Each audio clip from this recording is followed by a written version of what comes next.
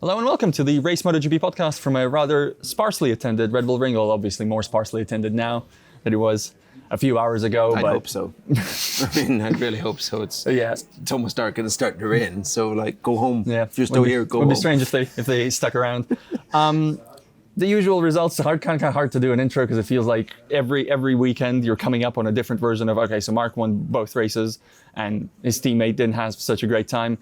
But, this is at least a track where Marc has never done this before. Marc has not won any kind of race at this track. And I got quite annoyed by the graphic on the MotoGP, the world feed when the Grand Prix concluded and they wrote, Marc Marquez's first win at the Red Bull Ring. And I was like, no, that's yesterday. Yes. That happened yesterday. We had that debate, right? Yeah. I don't care if a sprint race isn't a race. Yeah. He still won the circuit. Yeah. Not as annoyed as he got. I mean, he spent most of the weekend moaning about people asking him about why he's never won here before. And that was kind of one of the themes of the weekend from Marc's media time. Stop talking to me about this. I'm going to do it eventually. And he did it twice just to shut everyone up. A couple of moments in the weekend, and this is as much as we're getting at this time of the year, but a couple of moments in the weekend where I was wondering, is he actually going to be beaten this weekend? The first one was first practice where he wasn't as comfortably far clear immediately out of the blocks as he tends to be. Yeah. And the second one was when Alex was running up front in the sprint, and it sort of felt like the gap was potentially stretching out a little bit. And I wondered if this will be one of those occasions where he's just fine, sprint, whatever. For me, there was the third. The Bezzecchi. Whenever Bezzecchi started to just put a little bit of pressure on in the race, I thought, maybe that's a good sign. That's a good sign. There's a little bit of something there. And then Marc responded again, and then kind of all fell apart. But there was a lap. I had a lap. Yeah, maybe. It was too long. There was too much of a race distance. I think it was a really long race. Well, let's get into that. Let's do that first without going to the riders specifically. I thought it was quite good. I thought the sprint wasn't anything particularly to write home about, but I thought things really kicked off quite nicely. In the Grand Prix also, with the proviso that I don't think we're geared up to be getting great races anywhere at the moment unless Marc wills it so, basically. I think it was the best race we can have in MotoGP right now, where there was lots of really dumb overtakes that ended up with both riders on the green paint or the gravel almost.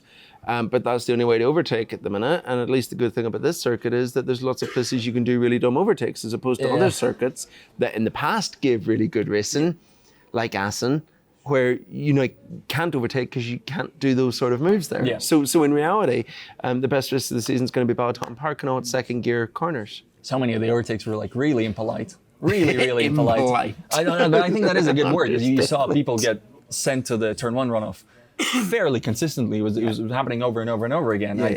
I think there were more. You didn't see that many super clean moves, super accurate, super precise. And this track also, it sort of lends itself to, again, being a little bit impolite. Those early corners, turn one, turn three. But we also saw the people making those moves today were not necessarily the people that regularly do those sort of moves. Yeah. It wasn't Franco Morbidelli sending people to the moon, it was Raul Fernandez. Yes. And that's not normal. Yeah. So it is just because it's the only way. It's the only way. It's just one quick Marquez note, because I don't know that there's much to talk about. He was awesome this weekend. Again, he's been awesome all season. He was all right. Fair enough. He is but best rider in the world, the best bike, was second best bike at the minute. He was no better or worse than any other weekend. Everything is clicked. Everything is working really well, and it's just about maintaining the curve until Lombok, which I think is where he's going to win the championship.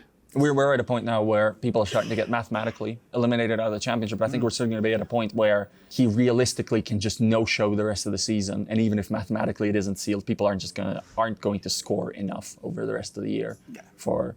Not that he's going to do that. We're going to get to a point at some point, the way things are going, where the only person who could, before he wins the championship, we're going to get to a point where the only person who can win the championship is a Marquez. Yeah.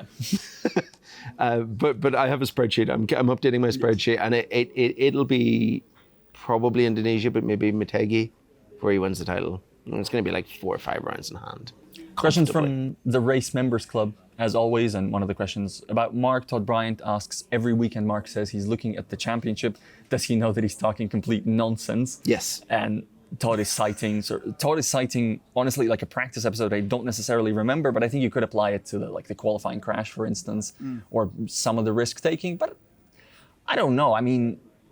You can't completely cut out crashes, can he? He can't ride to 70%. He also said at one point this weekend, though, that the only thing he cares about is winning. Yeah. And I think that's probably closer to the truth. All he cares about is beating everyone all the time in every session.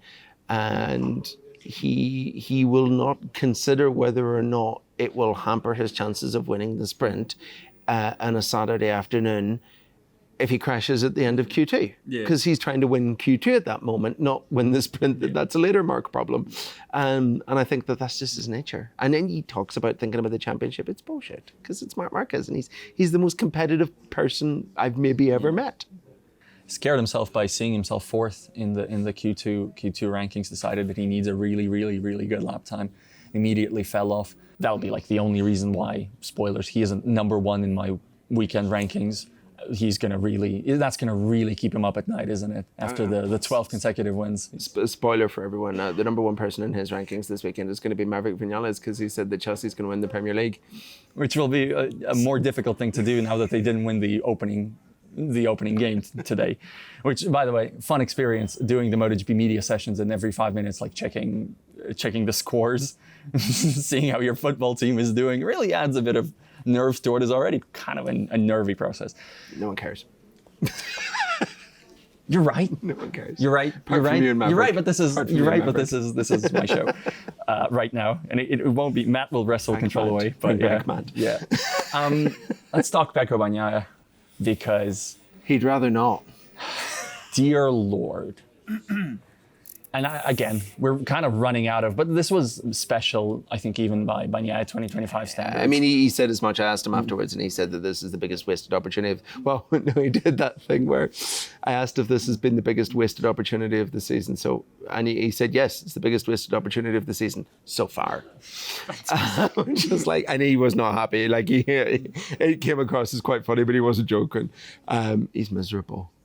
Urban Moto Mike asks, once again, Pecco lost his pace. What happened to him? Is it pressure from Marc? So let's go into the detail by detail, because obviously it happened from session to session. Well, I think we can split off the two races. Yes. I think the sprint is completely different from the main race. Sprint was, he claims, bad tyre, compounded by the big slide in the start, which was just the scariest thing ever. And then, the tyre didn't work. The tyre was vibrating the bike so badly that the pads were knocking back. He went into turn one, he had no brakes, and he was like, screw this, I'm parking it, it's too dangerous to continue. That is separate, I think, to what happened 100%. On Sunday. You could see it on the onboard. It was happening. It was happening. There's no doubt about that. There's no doubt about that. And I don't think it was bike setup or the tyre not working in the traditional sense. I think it was maybe something wrong. Even though Michelin deny everything. Because the Michelin press officers sitting behind us. So the dispute is about, Pecco's argument is that maybe something happened already, like that the tire was in bad condition even before the slide, because obviously the slide's going to do a total disaster. He said turn 3 in the warm-up lap, he noticed the problem. I mean, I can't do an educated guess on how I feel about it without it being not anything, but I do think it is also realistic that maybe it's the slide did it in, because the slide was a real bad one. It's happened before. Sure. To other riders and to him. It happened to both him and Jorge Martinez. We kind of come into the culmination of the championship fight last year. Well, you mean the Martinez... The bad tyre thing. Wasn't it the 23 Martinez thing? Oh, not Martin thing, the Qatar... possibly. They've all merged into one. Yeah, it was. But he also had the terrible start. Yeah. And we were wondering if the... Yeah, but then the thing that makes me think that there was more to it than that for Pecco was the fact that, for me, Aldeguer also had the terrible start and didn't have the problems and was able to be quite strong. But we've seen people have this exact type of tyre problem before. We've seen all sorts of, we went through the list, didn't we, yesterday at one point, of all the riders who've complained of exactly this, and it's about 2/3 of the grid at some point, which makes me think it's not bike, it's not riding style. It's a thing that just happens sometimes. And I've argued this before, but bad tires, the tolerances we're operating on are so thin, so slim, that a bad tire is 1,000th of a second worse out of every corner exit. And then suddenly you're in free fall because it can't. So I don't think it's not like the thing is just unrideable, but I think there are tires that have different performances. That's it would be strange if there wasn't. Yeah, exactly. And there are obviously riders who are more sensitive to than others, and Marc is one of the more sensitive, or Pecco is one of the more sensitive ones, and the result is what we see. So I think that's what we saw in the sprint. Fortunately, I think the tire on Sunday was definitively good, or at least. I mean, we can never say definitively, that's a strong word to use, but yeah, it was not the same problem. Yeah, so I don't really have an explanation for Sunday that is different to just, sort of a dismissive sort of, Neither does he. Can't do it. Neither does he. Again, genuinely, the pace in practice was pretty good. Like sometimes we've had it this season where Bagnaia's pace in practice is already unimpressive, and he talks about making gains, but you don't really see it on the lap times, and it doesn't come together in the race, and you're like, well, what'd you expect? But here this weekend, he was at least in the mix, and then immediately, he hits the track, he ends up in battle, and just backwards, and he went backwards all race. Clearly just wasn't competitive, was getting roughed up left and right, but also he wasn't in a bad race position to start things off. No. It was a bit of clean air, could have fought, could have at least, let the gap formed a little bit, so there was clean air for him to run in, but he was just being harassed by everybody behind and unable to defend, unable to attack particularly. Yeah. So apparently speaking to DAZN, didn't hear this obviously because I'm not a DAZN employee. Yeah. So I don't know what language he said it in, but well, if he said it to DAZN, he probably said it in Spanish. Impressive. Considering their Spanish TV. But he said that sort of he's run out of answers, he's run out of things he can do. He wants Ducati to provide him with an answer, and he's running out of patience. And I think that's not being taken super well online from what I hear. And also, I have to be honest, it's not being taken super well by me necessarily. Again, context, these things are always more complicated than just the headline line is. People in sound bites, they always sound really bad, especially when they're like large screaming sound bites. But also, it's not on Ducati to fix this. I don't think so. I'm doing that thing where thought forms as we're on the podcast and I'm thinking about it. I know why he said it today, I think.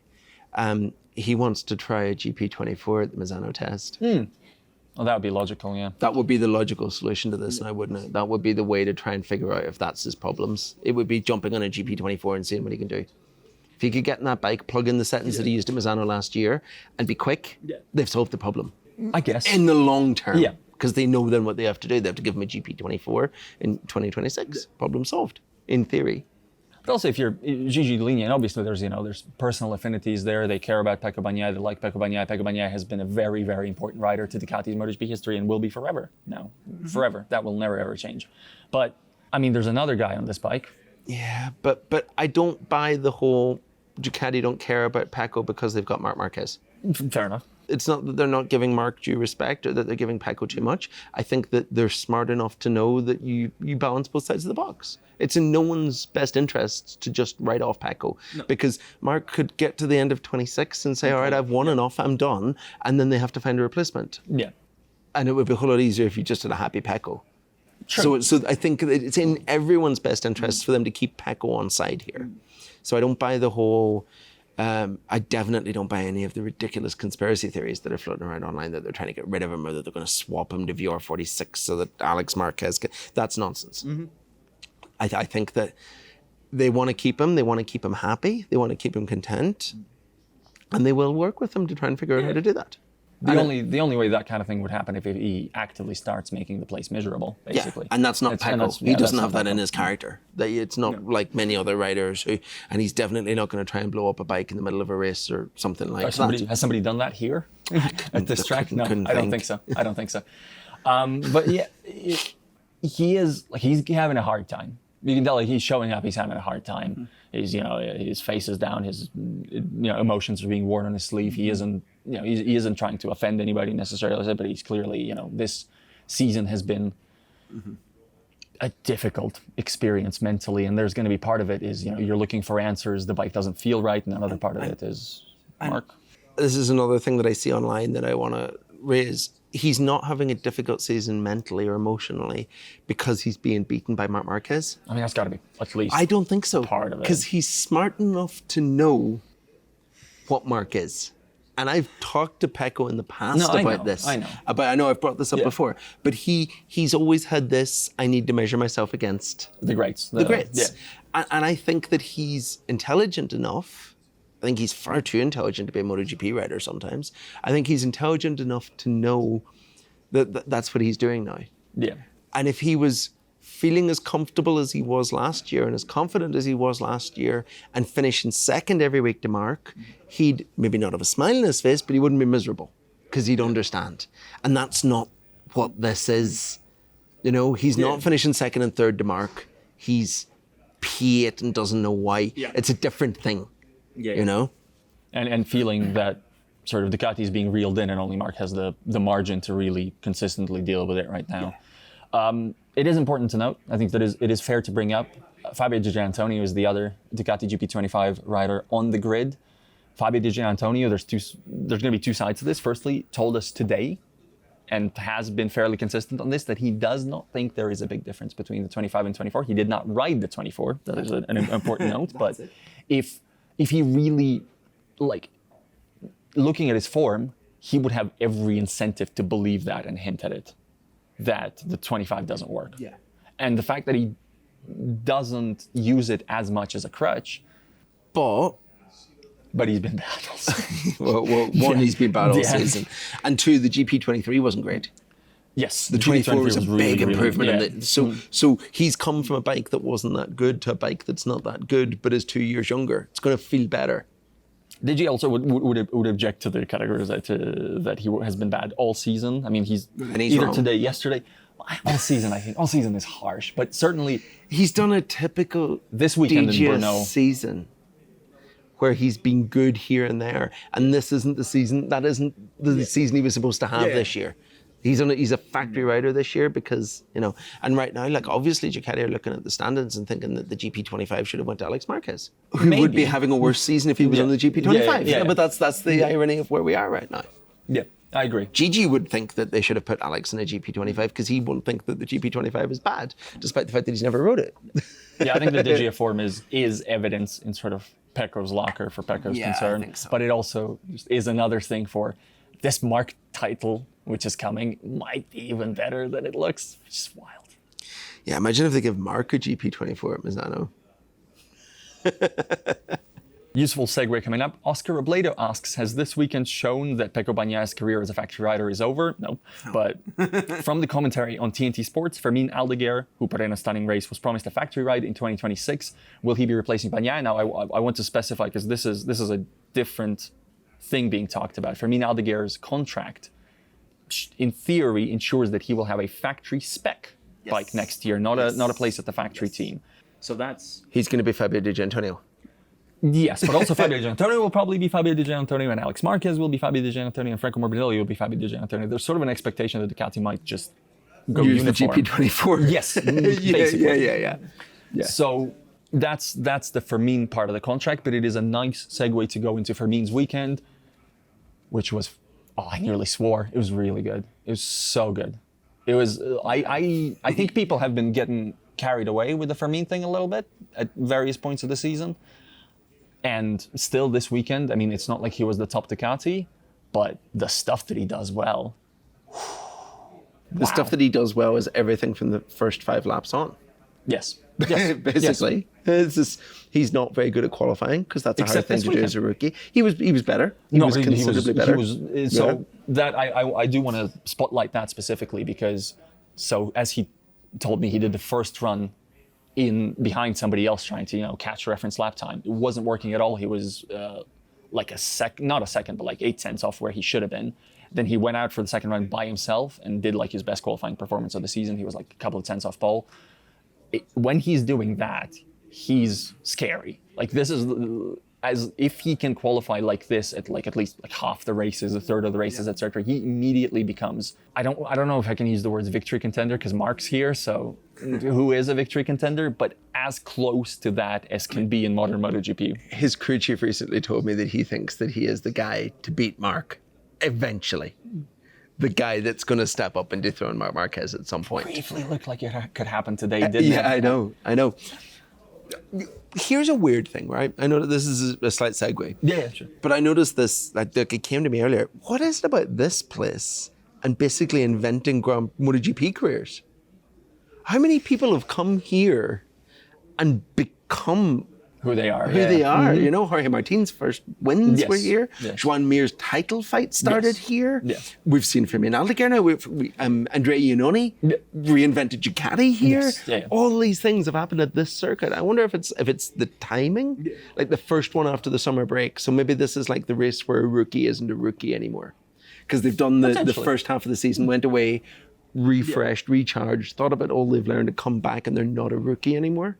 But it's kind of the thing it's always been the track that has done it in recent times. Yeah, it is. Miguel Oliveira, first win here. Another one. I mean, it has sort of tended to also change the season performance pattern, this particular circuit. Like it's places where outlier bikes used to do like maybe unusually well. So I mean specifically the Ducati, obviously. And they go with the KTM after that too. KTM after that. Yeah, first Ducati, then KTM. Yeah. And now apparently Aprilia. It's not a ferment track though. No. Like if you look at the Moto2 record, our colleague Neil Morrison put it up on Twitter, did the research, which I didn't do, which I should have done. But Fermin's Red Bull Ring record in Moto2, not great, really not great. And yet he was so strong this weekend, apart from obviously going sideways off the line in the sprint, which cost him a double podium. Yeah. So it's the late race pace basically. He's Enea Bastianini. Like they've replaced Enea Bastianini. They've moneyballed the new Enea Bastianini after letting the old Enea Bastianini go, except this one is a rookie. And looks like he might be able to learn how to qualify, which the old one never really did. I mean, is this like a victory lap thing for me a little bit? It isn't, because I think people have been carried away a little bit, and I think that honestly there's a lot of people you could take out of Moto2, put on a Ducati, and you'll be impressed with them at least 25% of the season. But also all the talk about how he wasn't ready another season in Moto2, wait until he conquers Moto2, that's just not how things work anymore. I mean, he would be struggling in Moto2 this season if the other Bosco scores or anything go by. Yeah. If the guy shows high peak potential, just try it. Just stick them on. There's a lot. If you've got a million Ducatis and space to do it, then 100%. And it's different if you're a Honda or a Yamaha with limited number of bikes. But if you're one of those, just go for it. Why not? Because life is really difficult on those bikes. Not only in the sense that they're bad to ride, but in the sense that the margin for, like, you can't qualify 6/10 off and not be embarrassed, which on a Ducati allows you a chance to be 6/10 off and still be okay and still be fighting for important results and not just trundling around at the back. It's a very, very important factor. Let's talk about, we've mentioned the slides, so let's talk a little bit about the two slides at the start of the sprint race. Bagnaia going stage left, and or is it stage right? I don't know how stages work. I guess it's stage right. Actually, he's on stage right, and then he goes to the left. Wow, this all needs to be cut. Stage directions no, it doesn't. Stage directions come from the perspective of the actor who's looking at the yes. Okay. Yeah, okay. That's why stage left is different from left. Why didn't I just say left to right if I didn't know how it works? Anyway, so he went from right to left, and so did Fermin Aldeguer, and it ended up with with riders in the situation that for instance Franco Morbidelli, he sets off the right, and he just barely avoids Aldeguer, and he focuses on that, and then he looks up. And oops, there's Bagnaia and there's Bastianini being blocked by Bagnaia, and they're not going forward. Yeah. So it's it is basically the best way to have a plane crash on the grid. To the worst, scariest crashes in the world are start line crashes. Yeah. They're the scariest thing in race. They terrify me. I hate speed them. Mismatch. Yeah. We don't know 100% what the dynamics were, like how exactly happened, like what was the main factor, what you would have needed to change. Oh, well, okay. I disagree. Go for it. Yeah, maybe I used the wrong word there, but go for it. I don't think I don't necessarily know what the main factor and what caused it was, but I know what you need to do to change it, to make it better. It's ban ride-out devices, because it's caused by ride-out devices. I'm following the lead of Matt Oxley, who covered this in great detail and is really good at this sort of stuff. And he's right in his analysis that essentially we've turned modern MotoGP bikes into dragsters because they're low and long on the line, and you're putting an insane amount of horsepower through a very tiny patch on a drag bike. Especially here. As Luca Marini said, you can go lower here because of what turn 1 is like. Because of turn 1 is so aggressive that it releases the devices. So you're turning the bikes into things that they're not supposed to be and that the tires are not designed for. Drag tires look different from race tires, right? it's kind of inevitable at that point that they're going to get squirrely, that the tire's going to be the weak point and it's going to let go, and these things are going to happen, and they keep happening. It happens over and over again. And it could be reduced instantly, because you could ban the front right-hand devices tomorrow with no consequence to anyone whatsoever apart from the engineers. It would make everyone on the grid starts a little bit slower and nothing else would change. Easy solution. And Dorna could do it tomorrow on safety grounds, overrule the MSMA and say, we're just doing it, it's too dangerous, they have to go. Citing today. Citing a dozen this season, across MotoGP. So it would be super easy to get rid of it. The rear device also contributes. That's a slightly more complicated thing, because it's a slightly more complicated thing, and you'd have to, at the very least, build new parts to replace it. Yes. You'd have to build a new linkage, a fixed linkage again, which they don't use anymore. But the front one, you just remove it tomorrow. Problem solved. Yeah. And the starts become safer. But this is MotoGP, a championship that repeatedly says that they're focused completely on safety and then does the exact opposite of what they've said. And they will only make that change if someone is really badly hurt in a start line crash. It won't happen before 27 unless that happens. Fair. I mean, the thing is, because it would have happened already if they were going to. The value, like I don't even really know how to feel about it. I don't think any of us watch MotoGP to see the best possible start. No. Whatever, who cares? Who cares what their 0 to 60 is? I certainly don't. But maybe, look, I might be alone on this. There's people who really do enjoy the engineering ingenuity of it, and that's fair enough. I mean, we've already had it, and sort of we've seen the proof of concept, so maybe, but I would say that anyone who loves the engineering side of it shouldn't love the front right-hand devices, because they're crude, hacked together pieces of garbage. That's also like half the teams still use a mountain bike drop or seat post trigger. It's not complicated science here. It's also like a part of the NASCAR appeal, isn't it, or that sort of thing. But you have to pick a lane then. No, I know. You can't be NASCAR and be super high tech. Yeah, which is not an offense to NASCAR. I like NASCAR. But. The thing is, we've already decided as a sport, rubber stamped, these things are going. They are not part of our future. So what are we doing? If they're not, there's a reason you ditched them for 27th, just ditch them now. Yeah. Bin them now. Yeah. If you've decided that this is not part of the healthy MotoGP in the future, if you want them gone, what is even the justification for a manufacturer? Okay, you've spent a lot of money developing it, whatever, but it's a sunk cost. It's not making you more money right now. It's not like it ejects coins or whatever when you use it. It ejects fluids when you use it if you're Fabio Quartararo and Miguel Oliveira following him. So that's an important one, because I think the picture isn't the clearest from just watching the broadcast, etc. Because to the point where even Franco Morbidelli didn't know. Yeah, he kind of accused. Fabio Quartararo crashed to turn 6 in free practice 2 on Saturday morning. No, it was practice Friday afternoon. Practice. That's not free. Yeah, it's not free. Yeah. So he crashed. A few seconds later, Miguel Oliveira crashed at the exact same corner. Miguel stood up and went, "What on earth happened there?" Then Jack Miller was pictured with a load of smoke coming out of the bike, and everyone kind of assumed that Jack's bike had put down smoke, and they both crashed on it. Then it turned out that wasn't the case, that Jack, who was penalised for riding around on a bike that was smoking, didn't actually put any fluids down, but Fabio's right-hand device had burst. It's essentially a hydraulic computer. It had sprayed hydraulic fluid onto his rear tyre. He'd crashed. It left hydraulic fluid down. Miguel Oliveira hit the hydraulic fluid that it went down, and he crashed in that. Yeah. So 2 big fast crashes caused by the right-hand devices directly. Why do we still have them? What gain? Oh, you can go to a corner 1,000th of a second quicker. Big whoop. You talked about people watching MotoGP for tech. Yeah. And I get that. People do watch the sport for tech, and I appreciate the tech. I can't argue that side of it, because that's not me. No, but bear with me. But does anyone watch the sport specifically to see lap records be broken? Is a race that is 5 seconds faster than last year's race, is that any more entertaining? I don't think it is. That element of it is. Please do. But it goes back to Luca Marini again, who is just the oracle of wisdom when it comes to pretty much half of MotoGP at the minute. The cool tidbit that I picked up at the weekend that I'm going to throw in here.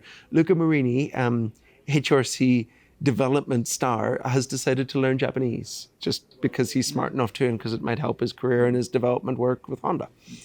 And to read anime. And to read anime and comic books, because he's a bit of a nerd. Read which I love. anime. What did I say? Yeah, but you do to an element. It's captioned. Let's not go that. So Luca made the point of you don't gain any time from having a red height device whenever everyone has the same red height device. That's essentially it. Who cares whenever everyone has one? A lot of Yamaha chat in the members club, and there was a lot of Yamaha chat. Why, guys? Why? What happened to Yamaha the weekend? There was a lot of Yamaha chat in the media center as we, and when I say we, I mean a little bit me, I have to be honest, hoot and hollering a little bit, watching Ayagura fight the Yamahas, and the Yamahas desperately trying not to be lost, even though that was their destination at the end of Sunday. If you haven't looked close at the results, check where the lead Yamaha of standout star rider Fabio Quartararo finished relative to Ayagura, who again they were fighting during the race. Stuart Coulter asks, is this the worst Yamaha performance in MotoGP history? Stuart, I don't think so, because at the end of the day, they were still 25 seconds off, and that's, in other MotoGP eras, or even like maybe a couple of years ago, that's not so bad, but... Oh, I don't know. It's... I don't even, like, the worst Yamaha era prior to the current bad Yamaha era would probably have been the first 2 seasons of the 4-stroke era. Okay.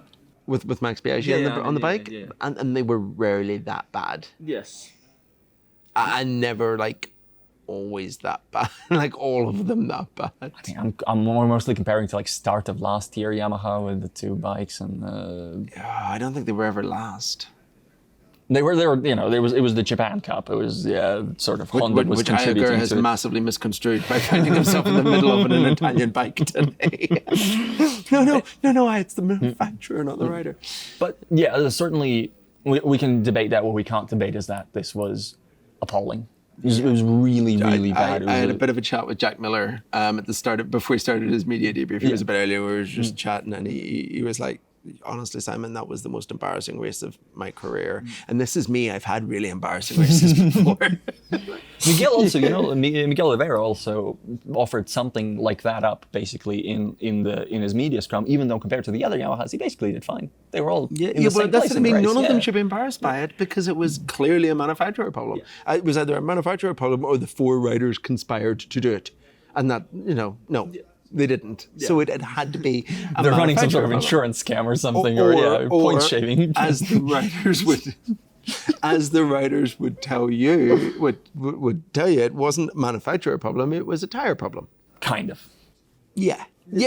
I think calling it a tire problem is unfair to the tire supplier in this case, because yes, okay. The other manufacturers did not have the tire problem, and if ultimately 1 out of 5 manufacturers didn't work with the tire. We'll call it a compatibility problem. Yeah. All right, so let's explain that part.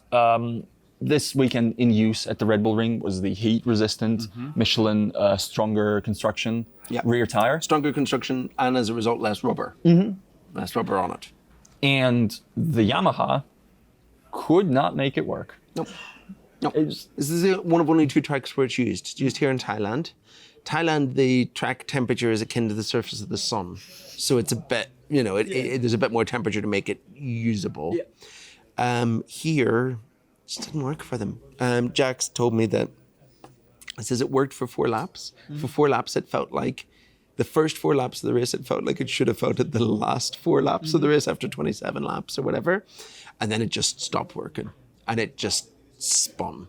And he kind of described it as almost a little bit like Bagnaia's problem from the sprint, where they'd come out of the corner, and he said once you got like 120 k's per hour, it just started going and just wobbling, because the spin was so much that it was upsetting the whole momentum of the bike, and they just couldn't do anything. They were just completely lost on what to do. Fastest lap rankings, Yamahas were 17th, 18th, 19th, and 20th. And a full second off. A full second off, and that's out of 20 riders. Because Maverick Vinales withdrew and Somkia Chantra was not here, so that is out of 20 riders. And which actually makes being 23 seconds off the win an improvement in the 27-lap race. They've had a little bit of improvement there.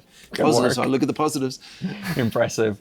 But yeah, none of the riders could make anything work. Poor Alex Rins who I've had some interesting chats with this weekend, basically almost close to being one-on-one because of how the media debrief sort of worked out. And didn't work out. He's been talking me through the riding style adjustment he's trying to make, basically. And I'm sure it's more complicated than that, but as far as he's willing to go on record and explain, it's basically Ving corners instead of U-ing corners. And for the question of why hasn't he done this before, if this is what the Yamaha needs, if this is how Fabio extracts the pace, I think the impression is something like maybe he's had a chat with Andrea Dovizioso or something. Maybe he's had a chat with Yamaha and is just like, we're going, like, my career is going to end if I don't take something drastic. It's also completely the opposite way of how you're supposed to ride a Yamaha. In theory, yes. And Jack said that to me as well, actually. That was another thing he said. He said, this is such a sweet handling bike. Yeah. The front end of this bike is still, it's the Yamaha that he's been told about. Yeah. You know, and he's been told about it at length because he's friends with Cal Crutchlow. And so he knows. And it hasn't been that thing for him. Yeah. And to be fair, he has been. I think this was a really good Alex Rins weekend, but it's just. I know, but I mean, another good thing about this, or another reason perhaps that it's not being said out loud for this being a good time to start adopting that riding style is that's what a V4 needs. Yeah. And more and more now, it's looking like the V4 has to come next year. Like there's still this debate about will it, won't it within Yamaha, as Yamaha speak to us. But I don't think there's a question anymore. I think the conviction is that it just needs to give him a reason, like just an excuse to be like fast enough within the level of performance. Because Fabio again said it's still too slow. Yeah. But Fabio hasn't rode it yet. Yeah. But I think he means like in terms of the peak numbers of delivery. But again, it's not the ready project. And also the thing is, if they go into next season with inline four for another season, everybody's going to be really depressed. Yeah. Everybody's going to be really sad. Maybe you would rather have a slower thing that you at least feel that you're working towards something. Yeah. Something interesting about the V4, we know it's coming to the Misano test. And I've asked both Jack and Miguel this weekend whether or not they're going to get to ride it at the Misano test, even though one and maybe both of them are departing, and it sounds like they are. Yeah. They're both getting the chance to ride it. So that shows me that Yamaha are, first of all, that there's 4 of them. Yeah.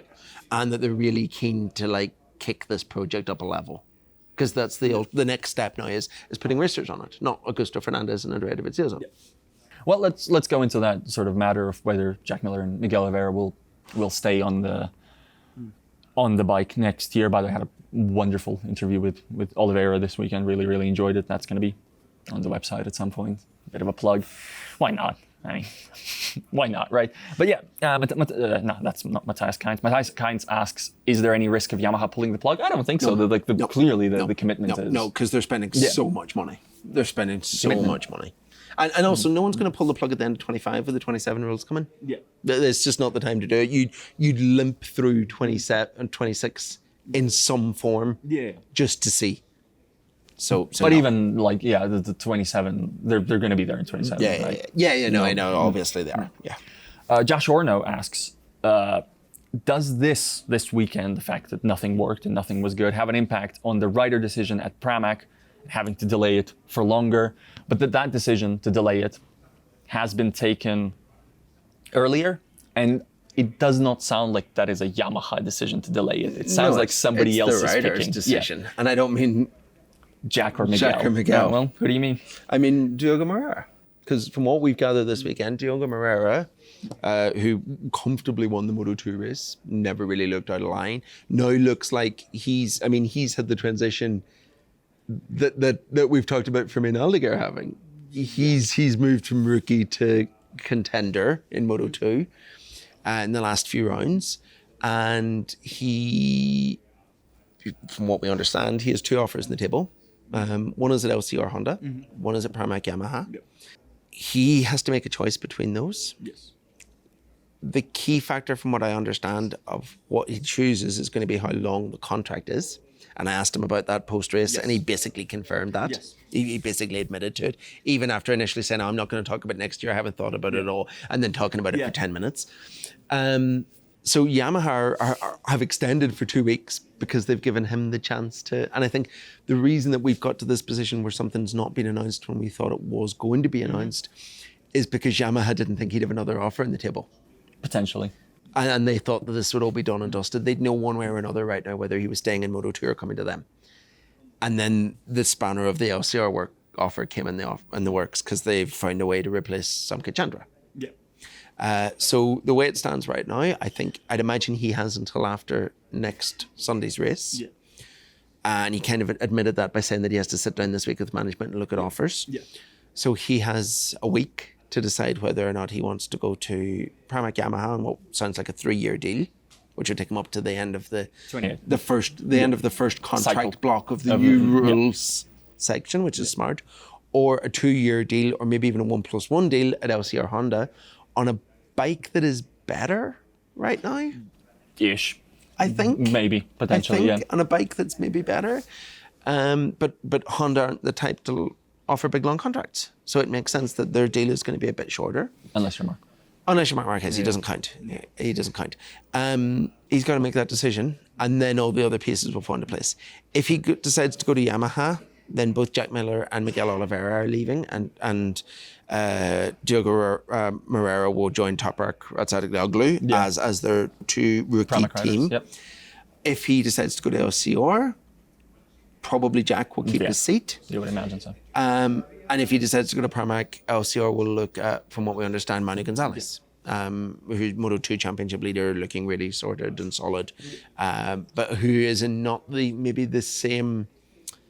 I don't want to say not in the same rush to move up as Moreira, because I don't think Moreira is particularly in a huge rush to move up. But there's not the same interest in moving Gonzalez up. Yes, that's true.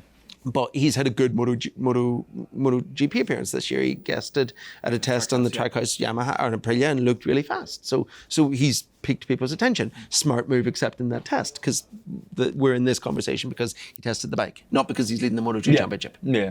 I mean, he tested the bike because he's leading Moto2, Yes, but that helps. That really helps. Yeah, it does. Proof of concept. Yeah, exactly. So yeah, that's the situation. And then I think the knock-on effect of that in other paddocks is that the reason that Ducati have not yet announced who will be Nicolo Bulliga's teammate in Superbikes is because they'll come and offer Jack Miller the same deal they offered him 12 months ago. Would be sensible, and we should say Moreira.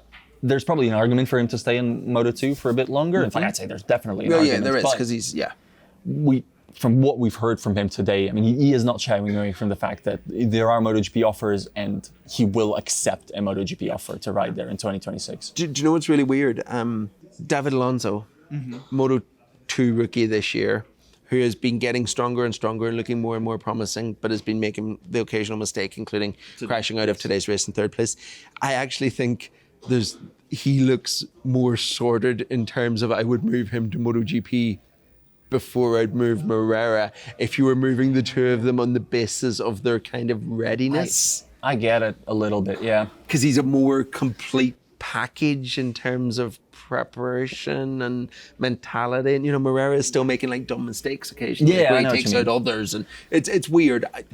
Alonso doesn't have an offer, so it's just me saying, but I'm saying it to kind of show that I think that there's still a bit of rustiness around Moreira. But again, it was awesome today. A bit of immaturity. Completely, completely, and it takes nothing away from the ride today. Yeah.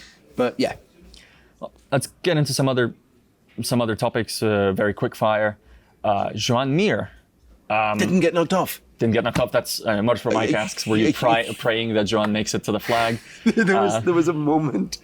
There was a moment where, so whenever he made it through into P6, Brad Binder launched one of those dives we were talking about, launched a dive bomb in turn 1 on Pecco Bagnaia and took both of them deep into the gravel, and then made a rejoin that was like maybe a little bit less than perfectly cautious in how he dived back onto the track.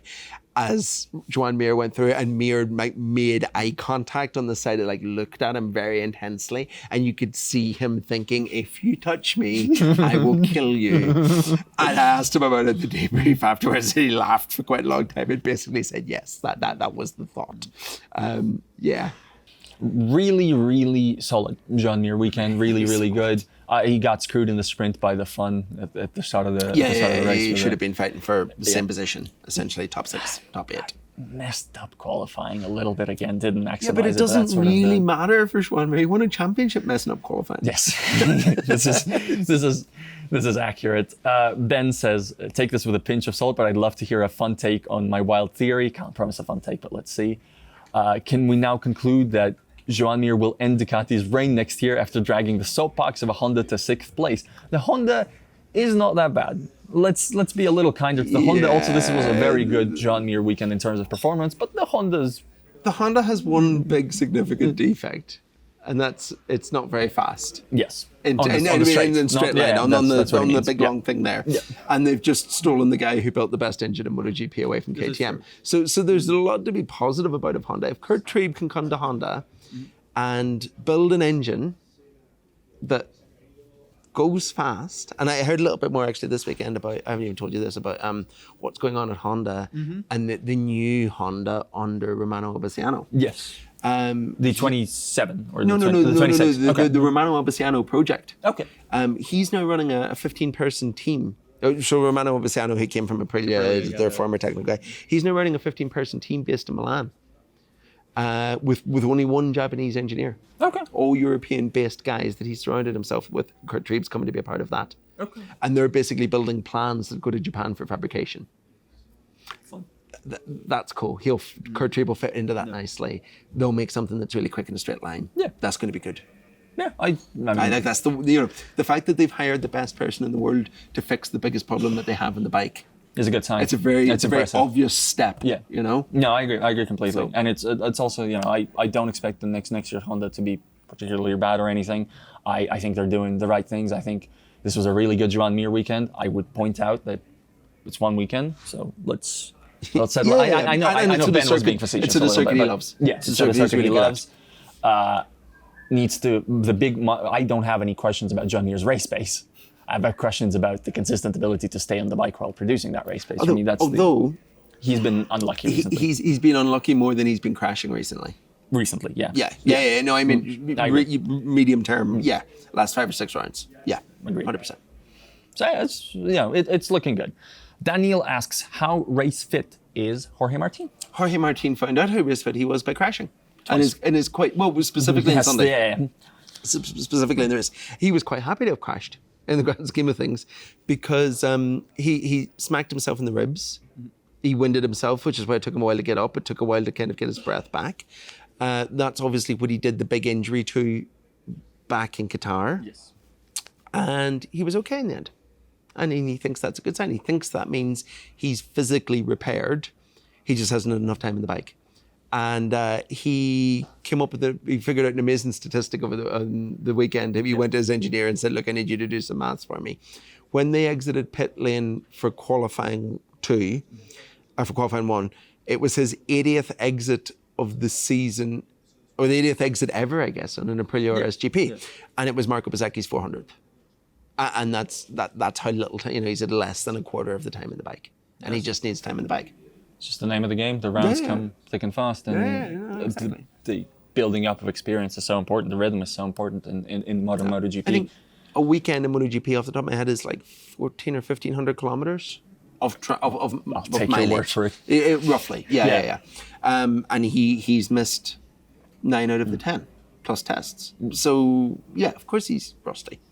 Yeah, I mean, we'll see what the ceiling is for this year because clearly it's a long road. But there's already sort of flashes. It's still battling for the podium at points. I think. I still think, and maybe even wins in the right circumstances. I still think I stand by that. You're already seeing flashes of totally, really good stuff from Jorge Martin. Mm-hmm. Just also is a question of don't get hurt again, which you can't 100% But the more he crashes, and he crashed twice this weekend, the more he crashes, the more we're going to get back into the idea of Jorge Martin as a rider who occasionally crashes and doesn't get hurt that badly.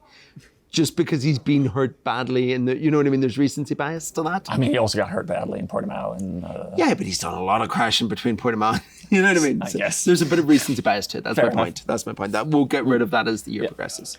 Mitch McNuggets asks, is Raul Fernandez surprising you and what has he discovered? Is Raul Fernandez surprising me a little? What has he discovered? It sounds like the Aprilia updates and the new stuff that they're bringing are allowing him to just feel more comfortable on the bike, more like himself, exploit feel the front tire better.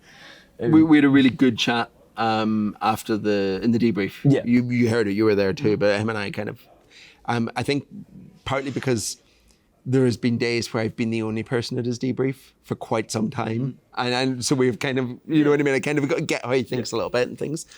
And essentially he, until the last 3 or 4 races, when everything came together at Aprilia, he's always had his back against the wall in MotoGP. He's always been fighting a battle that's caused by something, you know what I mean? The time in the KTM, the bike that wasn't working, switching from the old Aprilia to the new Aprilia midway through last season. Rogue thoughts in Raul Fernandez's own head. Yeah, 100%, Yeah. 100%.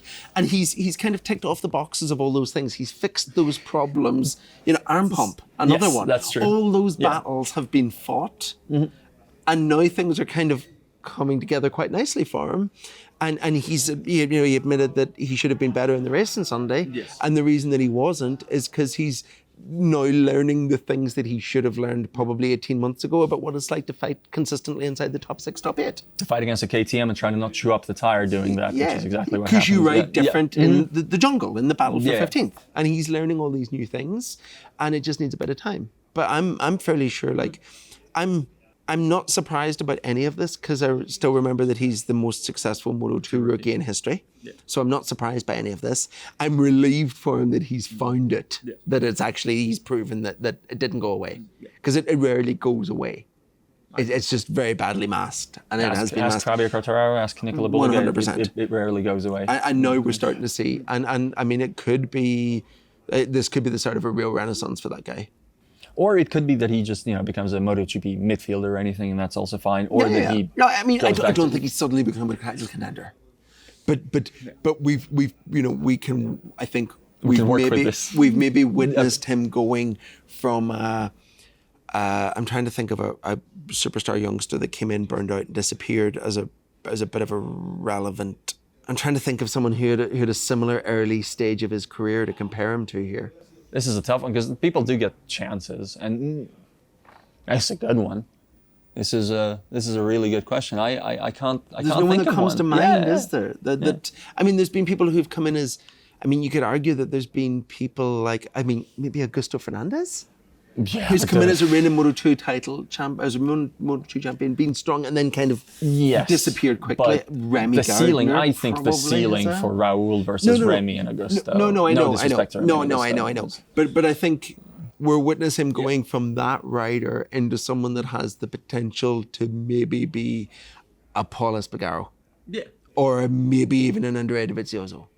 Hell of a thing to be, Paul Espargaro and Andrea Dovizioso. No, absolutely. Yeah. But we're seeing someone who is extending his career by years right now from this turn in form. I agree.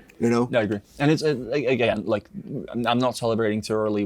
We've also had Raul mini renaissances that didn't really come to anything. But none this long. And it is also important. They last about a day and a half. Fair enough. This is true. Literally a day and a half. It is also important to note, like, today, Danny Holgado was on the podium in Moto2 for the first time. And Danny Holgado is having a hell of a rookie season. Like, he's making himself MotoGP viable. He's become very, very interesting now. Go look up the results, compare the Danny Holgado results to the Raul Fernandez results from the past season. Yeah.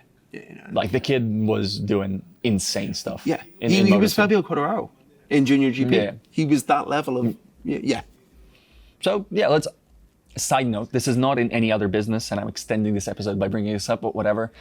It's a real bummer. I know why Maverick Vinales tried to ride, I guess, because he's an idiot. Because racers are headstrong. Better than doctors. Doctors told him this is pointless, and if you crash, you're going to make it worse. He rode for like a day and a little bit, and then decided, actually, I guess they had a point. And admitted as much afterwards. Yeah. The doctor said 2 to 3 months. I thought I could do it in 5 weeks. Turns out the doctor might know what they're talking about. Well done, Mav. Well done. The thing is, you do hear a lot from MotoGP riders who are like, the recovery timeline was 50 million years, and I did it in 2 minutes. Like, it happens all the time. But shoulder joints are different. Yeah. Maverick tried to do that same story with the shoulder. It did not work. Fair enough. He's not going to be at Balaton. Very interested to see how his, once he's recovered, how he's going to go on this seemingly improved KTM, on which Pedro Costa in particular is doing stuff that I really like. But I'm really bummed Paul wasn't here to ride. I'm really upset because Paul was so good at Brno, and Paul's good here. Yeah. It would have been cool. Yeah, it would have been. But Maverick issued, whenever you spoke to us to tell us he wasn't coming to Balaton, issued a very strong plea to KTM to bring Paul. Yeah. And they should. New circuit. He tested there. Where he's tested and a lot of people haven't. Game on. Paul for the podium. That'd be cool. That would be cool. Also, because, again, Paulo Bernot. I can't believe I brought up Paulo Bernot again. That was so cool. But also, if he listens to our podcast, if Raul listens to our podcast, this is going to do him really well as well. It's going to give him new confidence to be the new Paul. Finally, Hayes says, Enea Bastianini looked fast again this weekend. Do you all think this is a Vinales-esque uptick in form or a flash in the pan due to how well the KTMs in general performed this weekend? I think you can't judge a KTM rider on the KTM's ability at the Red Bull Ring. They literally built the bike here. But also, you can't judge Enea Bastianini on Enea Bastianini ability at the Red Bull Ring, right? He's good here. Yeah. He's good. I don't know how many poles he's had in his MotoGP career, but this was the first one, wasn't it? Yeah, it was. And he seems to qualify here better than at most other places. He just, he seemed in the groove here. He seemed in the groove at Brno. He does think he's more comfortable now on the bike. Yeah, and he got his new comfort mods, his new ergonomic mods came this weekend. But yeah, I think we need to see a bit more. And I think we need to see more than Balaton as well, because it's quite like this in terms of its start nature. But it was good. All that said, he did, even though the races were quite, complicated, maybe he didn't get the best race scenarios in all of them, you could probably make the argument that if everything works out more ideal for him, he's in the podium mix here again, properly. There's sort of flashes of that Enea Bastianini old ability of suddenly I have 75% more rear tire than everybody else at the end of the race somehow. Again, Fermin Aldeguer is that guy now. For me, it's still this party trick, hasn't it? Yeah. It's at the very least, what it is it's nice to see, because Enea was becoming untenable at KTM in the first half of the season. He is also becoming sort of a cranky, slightly belligerent guy in the way how he was racing other riders. Yeah. And Raul Fernandez had some great quotes on that, didn't he? He said there's mild beef going on. Basically, he said that earlier, Enea was putting moves on him in the race on Sunday that Enea cried about when he did to him earlier in the season. Yeah. But again, I remember when we were sort of calculating fake penalty points, Enea was he was like a solid there. P2 behind, Let's see, now that the TV cameras are showing him more, let's see whether that's, a pattern or just part of that frustration that he used to have. Because genuinely, at a halfway point of the season, when there's still the Pramac uncertainty and stuff, I was wondering, are they just going to end this like they ended the Johan Zarco experiment after? Because everybody's cranky and miserable and everybody sounds annoyed and looks unhappy and it's going badly for everybody. But now it's fine for year two for everybody involved. And, there's sort of a pathway to something interesting there. And thankfully, memories are short in MotoGP. Especially if you're winning things. Especially if you're winning things. Close to winning things. Yeah. And there's probably half an argument that he was borderline Acosta level this weekend. And that's he was old Acosta level. He was Acosta 6 months ago level. Not Acosta 12 months ago, because Acosta was actually really bad last year. Yeah. But you know what I mean. Yeah. He was kind of where Pedro was at the start of the season this weekend. We're ticking over the hour mark, but I think this is important to bring up. I think this is interesting. A lot of Pedro Acosta is getting quite earnest on how bad things had got with him and KTM earlier in the season, and how they sort of sat down together and figured out a way path forward in the interim without sort of making snipes in the media, while also KTM is sort of delivering on its promise by actually, the bike is stepping up now. It's a lot more promising than it used to be at the start of the season. Pedro has been legit these past handful of rounds. I'm just laughing at it. I hadn't thought on this today. It's peak Pedro Acosta that his way of repairing the damage with KTM is to tell everyone about how bad it was. It was so much worse. I hated them, but no, I don't. That is peak Pedro Acosta's way of saying things are good now. Yeah. And they do kind of seem good now. Yeah, no, they do. They do. They absolutely 100% they do. Yeah. But and he's a big part of that, because again, he's delivering. He's delivering. So all of you have dumped your Pedro Acosta stock after the start of the season because put him back in the fantasy teams. Yeah, he didn't look like the. I mean, now that we've said it, he's gonna crash out of every session at Balaton or something. No, I don't know. I think Balaton's gonna suit him. Could do. Could do. Could be interesting. Well, we'll see you after Balaton. Thank you for joining us today. It's a fun one. Yeah, I think it was. Well behaved. I should have stopped that outro there, but I've continued it for long enough for it to become awkward. See y'all later.